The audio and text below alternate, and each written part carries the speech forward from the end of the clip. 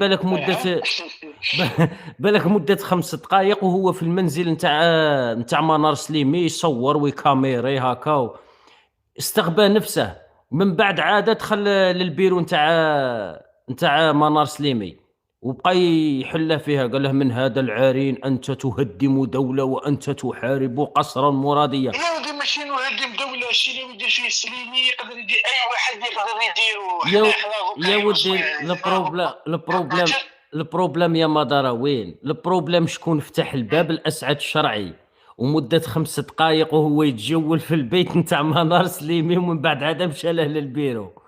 آه. أنا والله ما يا موس لطيف كما قالوا هذاك تاع راسي، يا لطيف انا نروح انا نخرج. أنا والله ما موسوس مدارا، أنا قلت بالك ماد له الدوبل. ممكن هذاك يقدر اسمع، هذوك يقدروا يكونوا شركه في اي حاجه، يونس في الدار في نورمال عادي يا شيخ. ما دام نفدوا في العماريه عادي يا شيخ، يقدر يدير كلش، يقدروا يديروا كلش هذوك. ها زد احنا زدنا مدارا غير واحد المداخلة على أنبوب الغاز. انبوب الغاز. شوف خويا يونس والاخوه الجزائريين اللي راكم تشوفوا الان، تسمعوا فيها في خونا يونس الان. الجزائر مرت، يعني بعيدا الان المتلقي ولا الملاحظ راهو يشوف من بين شكون هي دوله الشعارات ودوله الواقع. الان الجزائر مرت وقامت بإيلاء أهمية كبرى للمشاريع الاستراتيجية، ونحن نتكلم الآن على خط أنبوب الغاز النيجيري الجزائر المار عبر النيجر. الجزائر خويا يونس في وقت مضى، في وقت السياسة الراحلة اللي كانت تحت رئاسة السيد عبد العزيز بوتفليقة رحمه الله، وما قبلها أيضا كانت تنظر إلى إفريقيا وإلى محيطها الإقليمي بمقاربة أمنية. بمعنى آخر أنه كانت علاقتها مع محيطها من المنظور الأمني، تبادل المعلومات الاستخباراتية، التعاون فيما يخص الأمن وحماية الدول من الجماعات المتطرفة. الآن خويا يونس في السياسة الجديدة للجزائر مرت الجزائر الى النظر لازم واللي هو المقاربه الاقتصاديه، لأن المقاربه الامنيه لم تعد كافيه، والدول الان اصبحت في حاجه الى مصادر طاقيه وغير واقتصاديه وما الى ذلك. وهذا الانبوب يعتبر طريقه من الطرق للجزائر قامت بتقريب الدول الافريقيه ببعضها. نتكلم على النيجر، يعني دوله هشه فيما يخص المجال الطاقي. وبالمناسبه ايضا نبارك للاخوه في النيجر بعد تدشين الجزائر المحطه الطاقيه، محطه كهرباء طاقتها 40 ميجا وات، وراح تخفف نوعا ما انقطاع التيار الكهربائي على مدينه نيامي. وهذا بالمناسبه اخوي يونس، المحطه تم انشاؤها في شهرين، في مده قياسيه، وكل الفضل بعد الفضل لله يعود الى الكوادر في سوناطراك، يعني ربي يبارك فيهم. قدروا في وقت وجيز جدا انجاز هذه المحطه. اضافه الى هذا الانبوب المار من نيجيريا الى الجزائر. وايضا اخي بوسماحه، ما يزيد هذا المشروع اهميه ان دول العالم الان بعدما كان نظره الانظار تاعها تتوجه الى دول الخليج باعتبارها دول المورده، الدول الاولى المورده للنفط والغاز، الان دول العالم اصبحت تبحث عن دول اخرى مورده للمصادر الطبيعيه. نتكلم على المحروقات كالغاز والبترول، ولكن امداد امن. لأن الآن عندما نتكلم على منطقة الشرق الأوسط، التوترات الحاصلة الآن ما بين إيران وإسرائيل وأمريكا دفعت دول العالم إلى البحث عن مصادر طاقية إضافة إلى ذلك آمنة. الآن الدول إذا كان قامت بإبرام عقود مع دول الخليج هناك إمدادات، ولكن سوف يكون هناك تذبذبات في حال إذا استمر الصراع واستمر تصاعد الصراع ما بين إيران وإسرائيل. لذلك الآن كل دول أنظار العالم تتجه نحو منطقة شمال إفريقيا، بالضبط الجزائر. وأنا هنا لا أتكلم من منظور الفرفارة، وإنما أتكلم بمعطيات واقعية. حبة من حبة وكريه من كريه. المنطقة تعرضت إلى بروباغندا لسنوات على أن منطقة إفريقيا هي منطقة توترات، هي منطقة جامعة للجماعات الانفصالية والإرهابية وما إلى ذلك.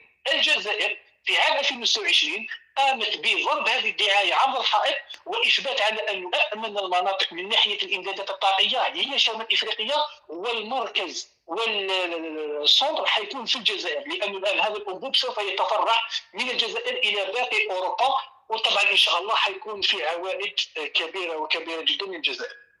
هذا الشيء اللي قلته لنا خويا مدارة، تحية كبيرة لك على هذا التوضيح وهذه المداخلة. يعني الجزائر من ناحية أوروبا، من ناحية العلاقات الاقتصادية ولا أي علاقات سياسية دبلوماسية اللي تجمع الجزائر مع الدول الأوروبية، راح يكون عندها امتيازات وراح يكون الأولوية للجزائر. والمشروع هذا بارك الله فيك. المشروع هذا يشهد للجزائر بأنها دولة آمنة ودولة ذات سيادة، ودولة كما نقولوا ذات دولة واحد الدولة كما كي تكون واحد، نضربوا المثل بالطلاق ما بين الزوج والزوجة، الحضانة يمدوها للإنسان المسؤول. إذا كانت الزوجة مسؤولة راح هي تأخذ الحضانة، وإذا المحكمة تبتت على الزوجة هذه باللي ما هيش مسؤولة، الحضانة راح يمدوها للزوج. يعني الجزائر دولة مسؤولة وقادرة بأن تكفل هذا المشروع هذا، لأنه ما هيش حاجة سهلة، راه يتعلق بأوروبا وراه يتعلق بالغاز وبمصالح أوروبا. ومن ناحية أخرى يعني الجالية الجزائرية المقيمة بأوروبا يعني تاني راح يعود عليها بالنفع هذا المشروع هذا، راح يكون لها قيمة على بقية الجاليات الأخرى. هذا الشيء كاع اللي تكلمناه والمداخلة اللي قمت بها مدار أخويا، يعني هذه من باب المنطق، ماشي من باب أنه تحملك فرفارة ولا كاش حاجة. هذه أمور يشهد بها حتى الإعلام الأوروبي ولا الإعلام الخارجي. يعني إحنا كجزائريين معلومة رانا نقراو فيها. الأمر الأهم هذا المشروع بالذات اللي رانا نتكلموا به، والفرفارة الحامية ولا يسميوها كما يبغيو. سمعت واحدة الزريبة ناض الملك نتاعهم وعدهم بهذا المشروع هذا، وزاد أكد عليه وزير الخارجية الذي يصفونه بأسد الدبلوماسية والمقص الذهبي.